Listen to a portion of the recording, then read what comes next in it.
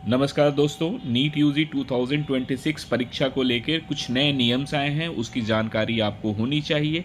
NTA ने अपने आधिकारिक वेबसाइट्स पर एक नोटिफिकेशन जारी किया है। उस नोटिफिकेशन को अगर हम लोग ध्यान से देखें तो वहाँ पर आपको डिटेल पता चलेगा कि रजिस्ट्रेशन करते वक्त किन किन चीज़ों की ज़रूरत होती है।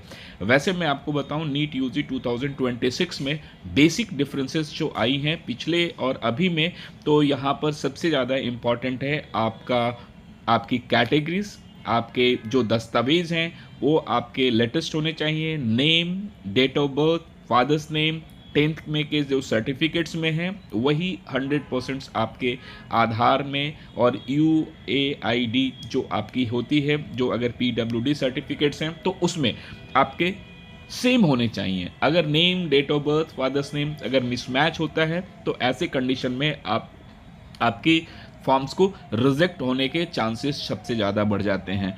तो आपसे मेरा सिर्फ ये रिक्वेस्ट है, यदि आपके आधार में date of birth, fingerprints, biometrics, photos और आपके जो मोबाइल नंबर्स हैं वो अपडेटेड होने चाहिए, क्योंकि रजिस्ट्रेशन के टाइम में आपको इनकी ज़रूरत होगी।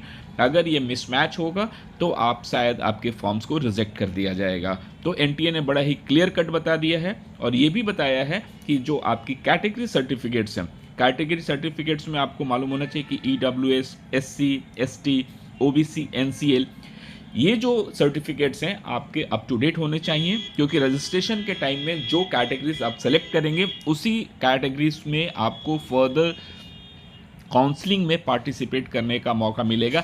ऐसा नहीं होगा कि रजिस्ट्रेशन के टाइम में यदि आपके पास सर्टिफिकेट्स नहीं है और आपने रजिस्ट्रेशन जनरल कैटेगरीज में कर दिया और बाद में आप EWS, OBC, NCL या फिर SC, ST करते हैं तो ये आपको मान्य नहीं होंगे और आपको जनरल कैटेगरीज में ही ट्रीट की जाएंगी।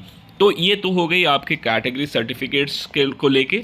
इनफैक्ट PWD सर्टिफिकेट्स वाले बच्चों के लिए भी उनके जो सर्टिफिकेट्स हैं वो लेटेस्ट होने चाहिए, अप टू डेटेड होने चाहिए।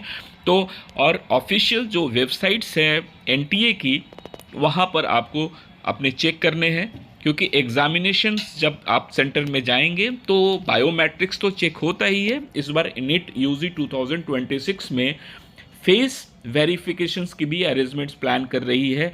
तो आप बच्चों, फाइनली आपके लिए एक जो अंतिम सलाह है वो यही है कि आप सिलेबस की जांच कर लें, उसकी समझ कर लें, कितने पेपर्स आने हैं। इनफैक्ट आधार आपका अप टू डेट होने चाहिए, OBC सर्टिफिकेट, NCL या जितने भी सर्टिफिकेट्स हैं आपके जो एलिजिबिलिटी सर्टिफिकेट्स हैं वो सारे के सारे लेटेस्ट होने चाहिए। और तैयारी कीजिए, मन लगाइए।